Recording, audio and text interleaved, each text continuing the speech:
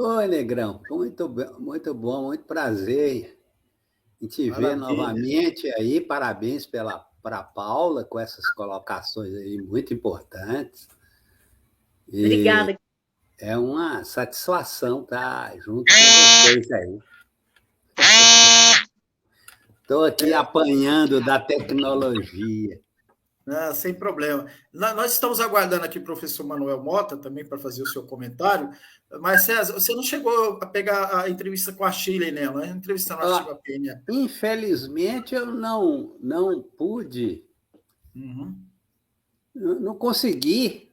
Cheguei atrasado e gostaria muito de ter ouvido a argumentação dela, porque parece que realmente a coisa está fervendo lá no Peru, né? Exatamente, ela Invasão da trouxe. universidade e Exato. tal. É, Negócio, ela, tanques, bombas, negócio. Não, ela comentou aqui, inclusive o Alisson havia feito uma pergunta para ela sobre a participação dos estudantes, ela fez um comentário, e agora ela acabou de nos mandar essa mensagem aí que você está lendo É, um aqui. negócio A preocupante polícia demais. acabou de entrar na Universidade Nacional Maior de São Marcos, no Peru, com tanques e bombas, ou seja, a repressão feroz ali, né?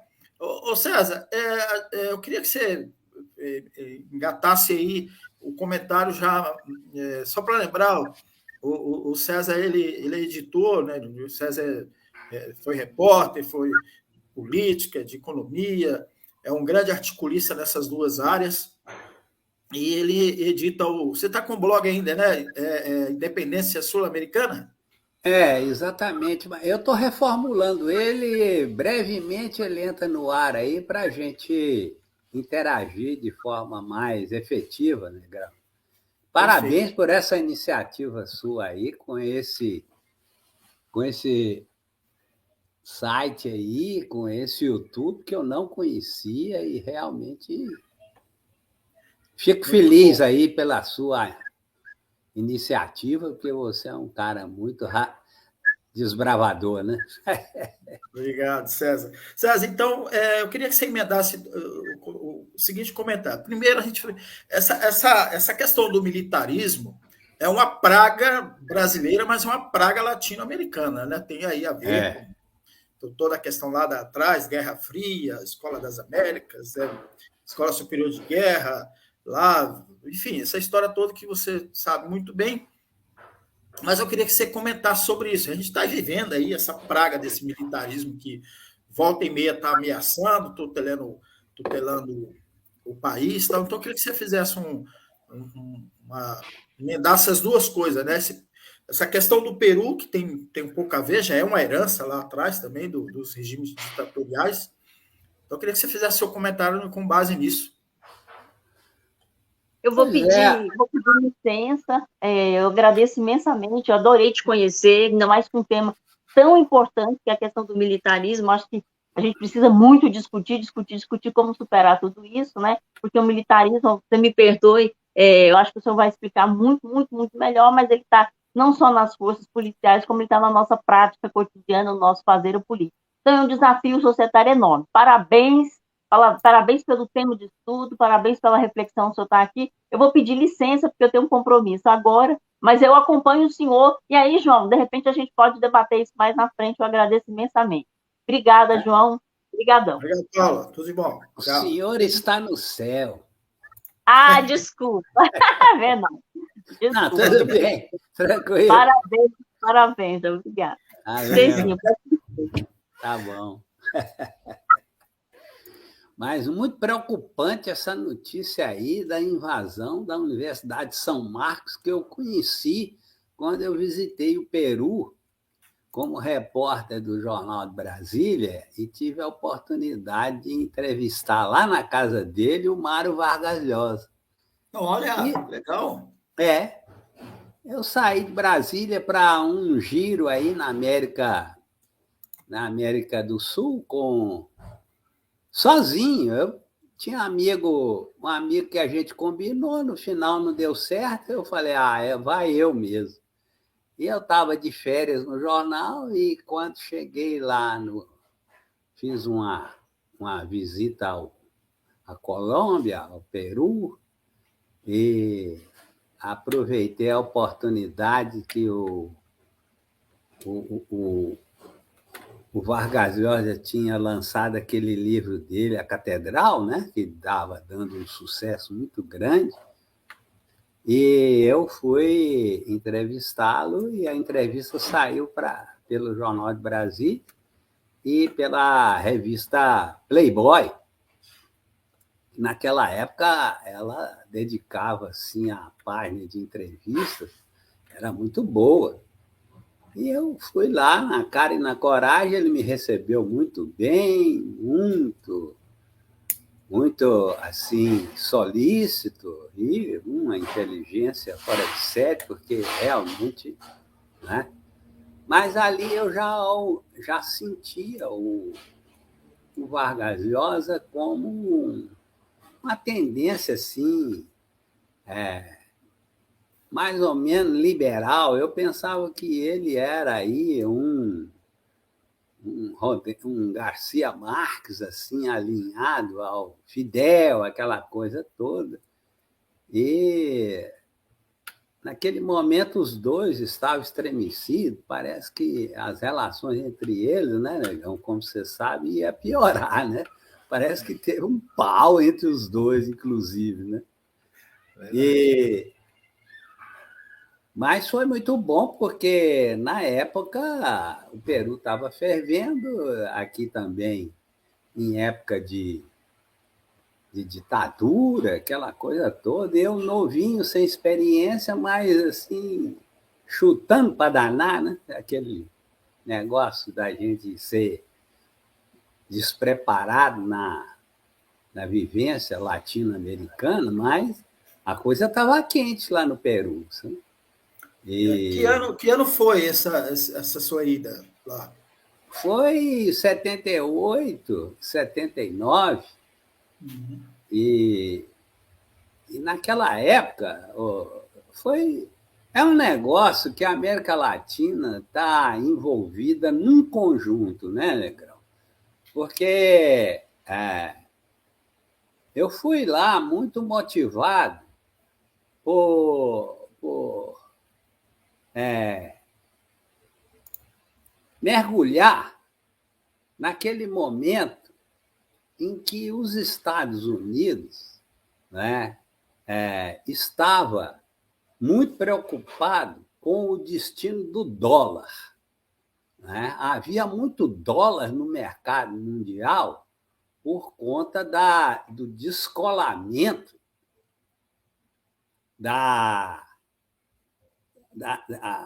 dos Estados Unidos, do dólar, o Nixon. O Nixon, ele tinha percebido em 71 que a coisa não ia bem.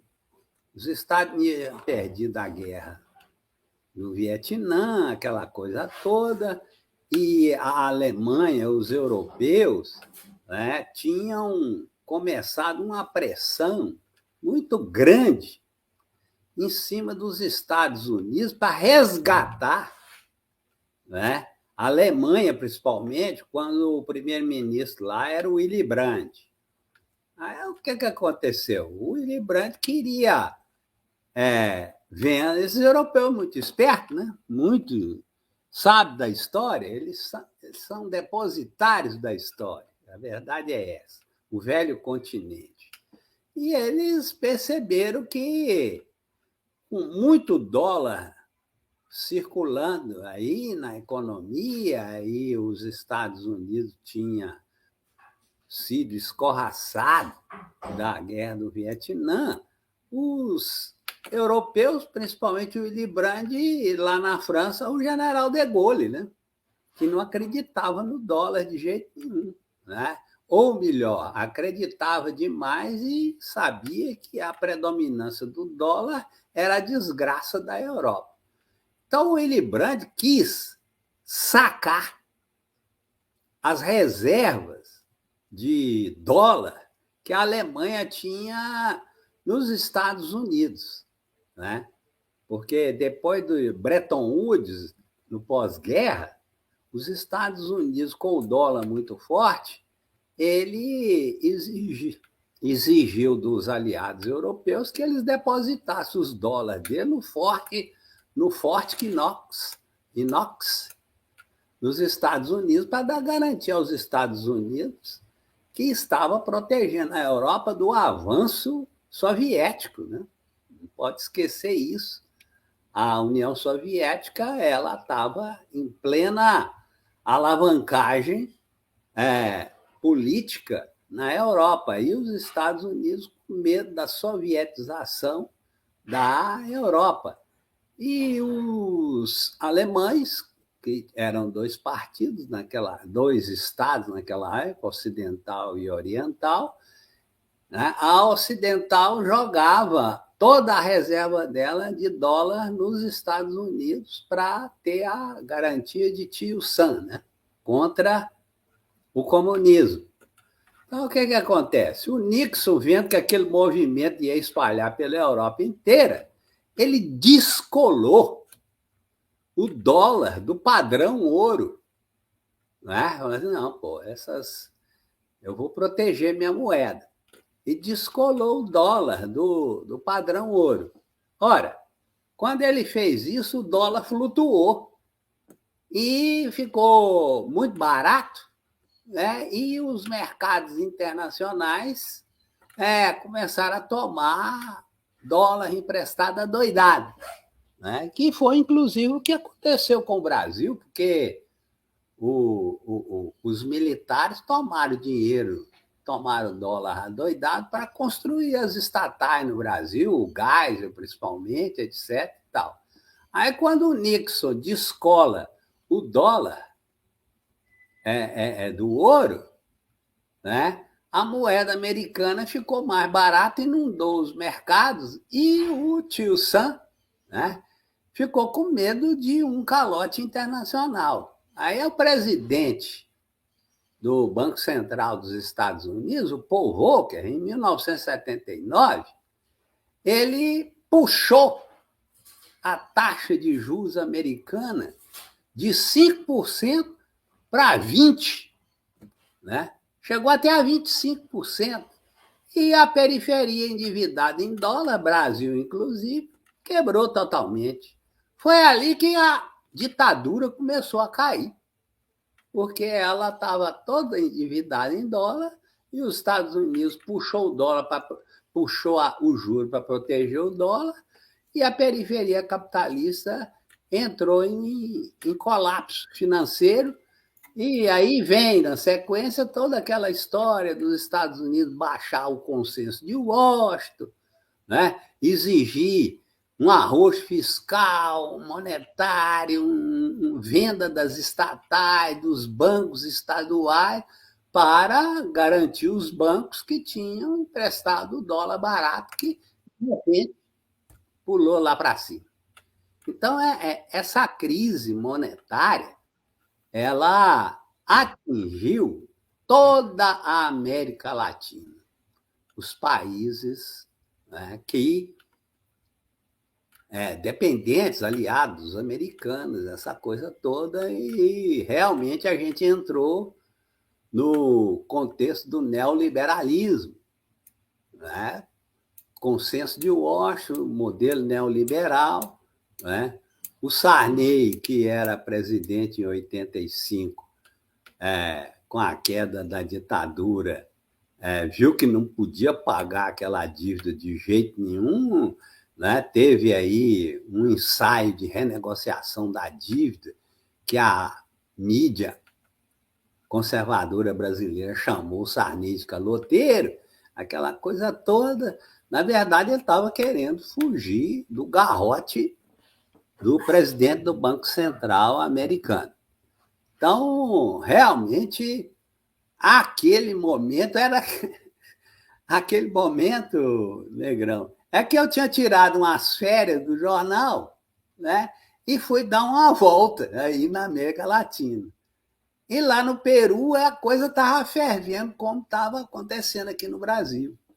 Eu lembro muito bem que eu era repórter, né, do Estadão, E o Delfim Neto, diante daquele movimento da subida do dólar, né? O Delfim Neto é o czar da economia, né? Ele ficou em pânico com aquela decisão do Paul Volcker. Aí a gente cercou o Delfim na porta do Palácio, na porta do Ministério da Fazenda, ali que você conhece, todo mundo em cima dele. E agora, ministro, o que vai acontecer? O país vai quebrar. Ele falou assim, com aquela sagacidade, né? Ele, não, Estados Unidos está certo, ele está no jogo dele para proteger o mundo do perigo comunista.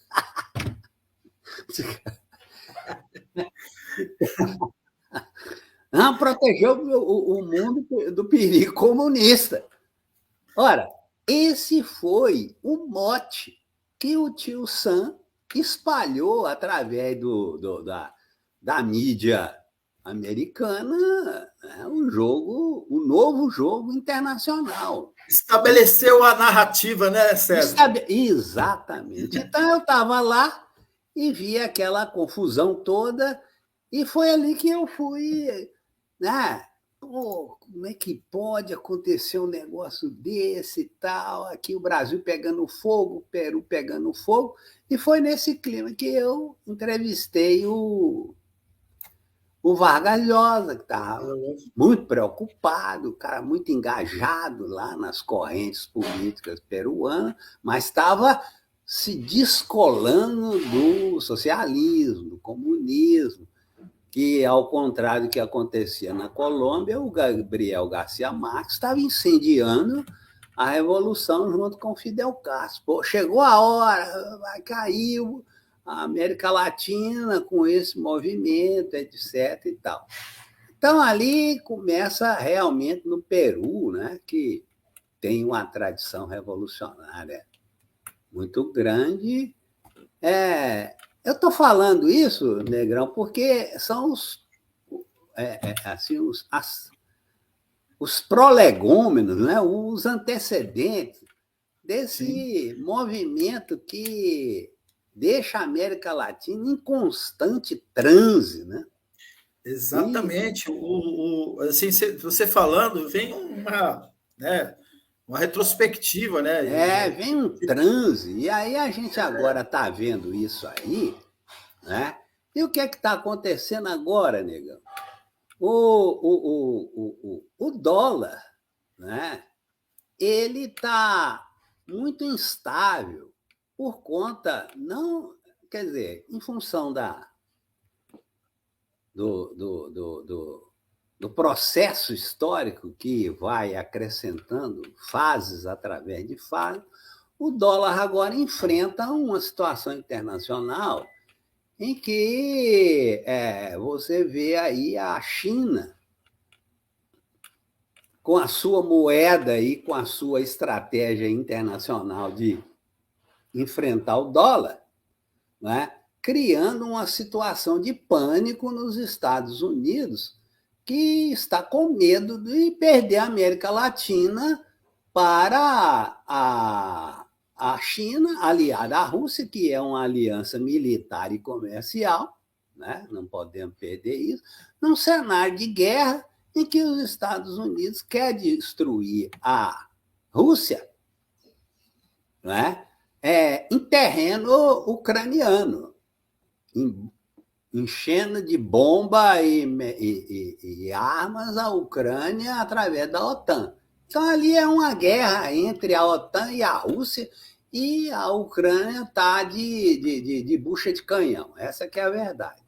Mas, nesse processo, você tem aí a tentativa agora da China, da Rússia, da Índia, e inclusive do Brasil agora com o Lula, né? Não podemos esquecer isso, que o Brasil foi o criador do BRICS, para reforçar o BRICS. Isso é um pânico para os americanos, né? Tanto que o Biden está dizendo que está doido para encontrar com o Lula para eles conversarem. Ô, Lula, como é que tá? Você vai ficar ao lado do BRICS, ao lado do Putin, ao lado do Jinping contra mim? Então, é essa aqui. A conversa é nesse nível, vai ser nesse nível mesmo, né? A conversa entre os dois vai ser nesse nível mesmo, é isso? O que você acha, Negrão? O que você acha? É isso. Lula, estou com o seu lado, se você ganhou a eleição, o povo te apoia, você é um fenômeno popular, tem projeção internacional, nós estamos na América Latina, somos aliados e espero que você não chegue lá nos BRICS para trabalhar contra a gente. Porque os Estados Unidos, né, ele pensa neles. É a doutrina Monroe, é a América para os americanos. Então, assim, esse cenário, eu acho que ele está interferindo muito, não só no Brasil agora, com a vitória do Lula, sob ataque aí da direita que está tendo apoio nos quartéis, né? Como também lá no Peru, né? Que vem assim, de uma situação dramática, inclusive com o suicídio muito recente de um presidente da República lá, né? Alan Garcia, né? O Alan Garcia. Isso. Então, esse negócio que está rolando no Peru é o seguinte, né?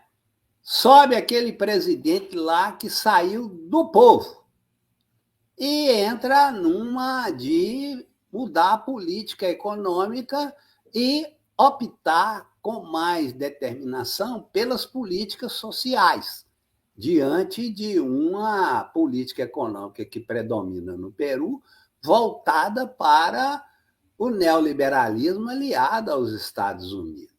Então, o Pedro, que é o presidente que eles derrubaram lá, ele está preso, mas a política econômica dele está batendo nos ouvidos da população. Qual é a mensagem? Mais escola, mais saúde, mais educação, né? Mais infraestrutura, né? Uma modernização urbana para a integração nas cidades, mais participação popular, uma democratização do poder político peruano. Isso tudo, né, bate violento na cabeça da elite peruana aliada aos americanos. Então, vão derrubar esse cara imediatamente. Derrubaram ele e a esquerda, eu acho, né, pelo pouco que eu estou conhecendo, pelo pouco que eu tenho acompanhado, Negrão,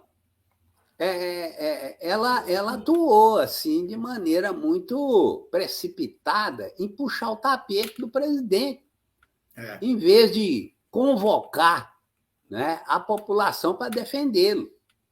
E no processo político, né, ela chegar e falar, presidente, vamos com calma aí, vamos com calma, porque esse Congresso aí é traidor, esse Congresso é golpista e tal. Ele peitou, mas peitou sem uma,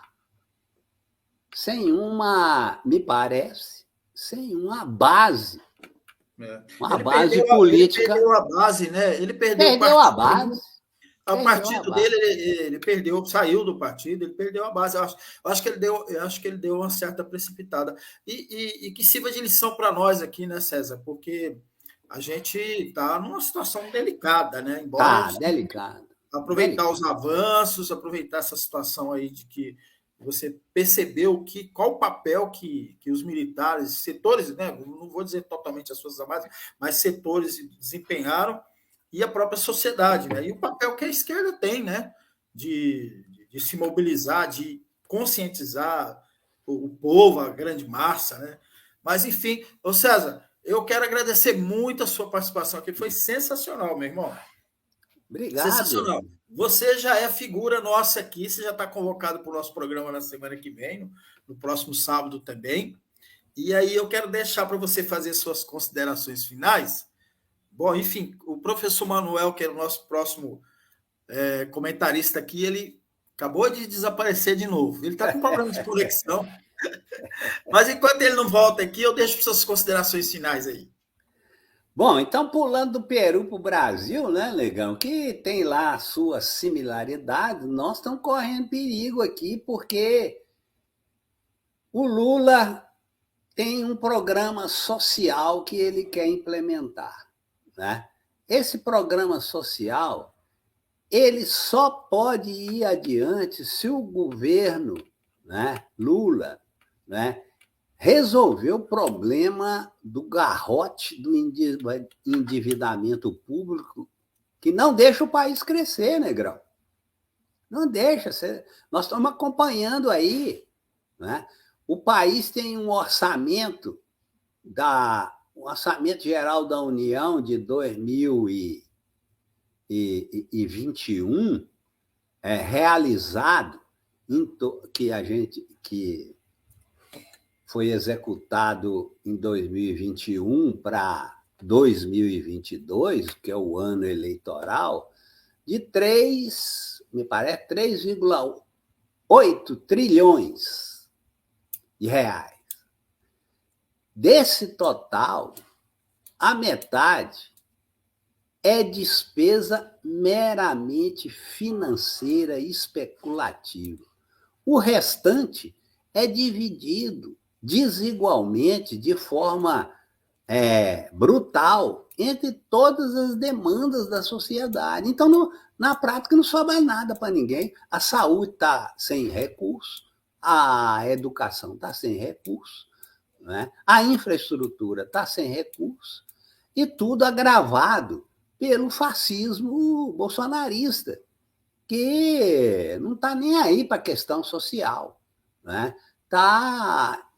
Estava, né? Foi derrotado, graças a Deus, né, pela democracia da Frente Ampla Lulista, mas o rescaldo está aí, né? A metade do orçamento vai para banco e não sobra nada para a política econômica social que o Lula quer implementar. Agora, como vai fazer, como será feita essa questão do endividamento, né?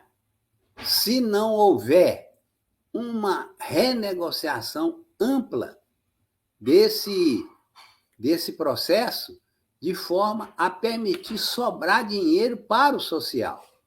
Como que o Lula vai colocar o pé do pobre no orçamento, como ele prometeu em campanha eleitoral, se a metade do orçamento vai para a mão do mercado financeiro especulativo, né? Então, aí é que começa realmente o desafio do Lula, e o Haddad, né, está diante de um impasse, diante do qual ele quer fazer uma reforma tributária.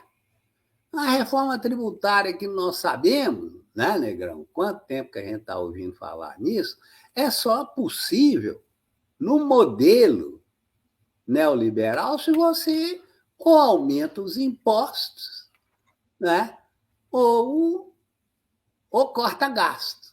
O Lula não quer cortar gasto, mesmo porque ele considera gasto investimento. Você gasta na saúde, não é gasto, vai ter volta desse dinheiro, né? Você só é gasto que não volta para a economia em forma de desenvolvimento, de geração de emprego, etc. e tal, é a dívida. Você joga na dívida, jogar no ralo, vai embora, vai para o bolso do banqueiro, vai para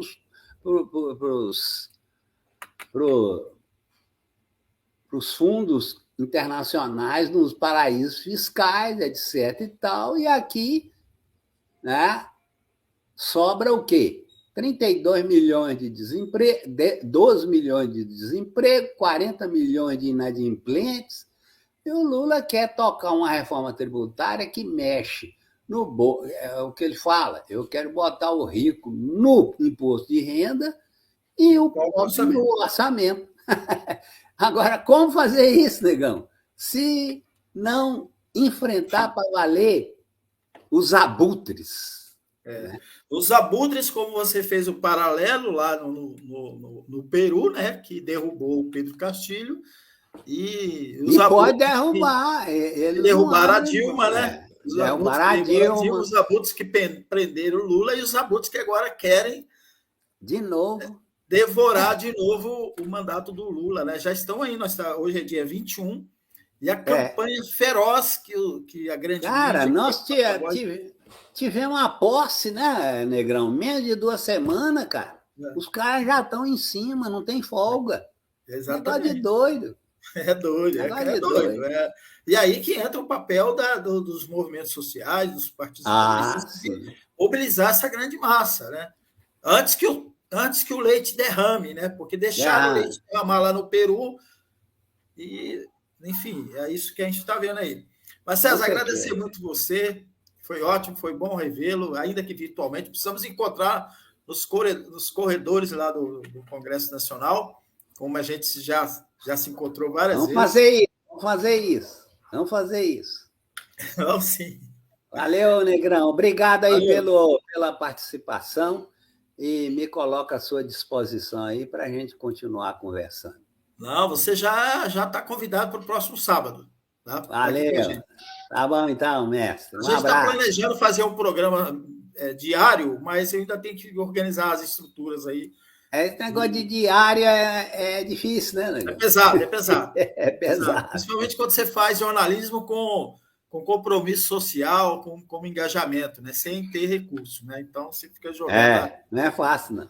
Não é fácil, não. Mas é a missão da gente, né? Então, vamos lá. Eu agradeço aí, um grande abraço para você, outro abraço aí para o Manuel, que está chegando. Valeu, mestre. Um abraço, obrigado. Um abração, obrigadão.